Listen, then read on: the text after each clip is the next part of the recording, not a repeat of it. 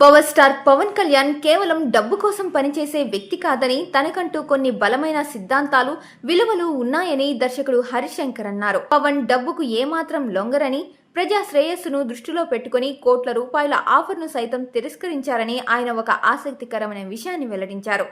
పవన్ హీరోగా హరిశంకర్ దర్శకత్వంలో తెరకెక్కుతున్న ఉత్సాద్ భగవత్ సింగ్ సినిమా ప్రమోషన్లో భాగంగా మల్లారెడ్డి విశ్వవిద్యాలయంలో జరిగిన కార్యక్రమంలో ఆయన ఈ వ్యాఖ్యలు చేశారు. Gabbar Singh cinema block buster అయిన తర్వాత పవన్ కళ్యాణ్కు దేశవ్యాప్తంగా విపరీతమైన క్రేజ్ వచ్చిందని హరిశంకర్ గుర్తు చేశారు. ఆ సమయంలో ఒక ప్రముఖ కార్పొరేట్ సంస్థ అప్పట్లో షారుఖ్ ఖాన్ తీసుకునేంత భారీ రెమ్యునేషన్తో ఒక యాడ్ కోసం పవన్ను సంప్రదించిందని తెలిపారు. అయితే ఆ ఉత్పత్తి ప్రజల ఆరోగ్యానికి, ముఖ్యంగా చిన్నపిల్లలకు మంచిది కాదనే కారణంతో పవన్ కోట్ల రూపాయల ఆఫర్ను సున్నితంగా తిరస్కరించారని హరిశంకర్ వివరించారు. ఆయన వ్యక్తిత్వానికి ఇది ఒక నిదర్శనమని అన్నారు.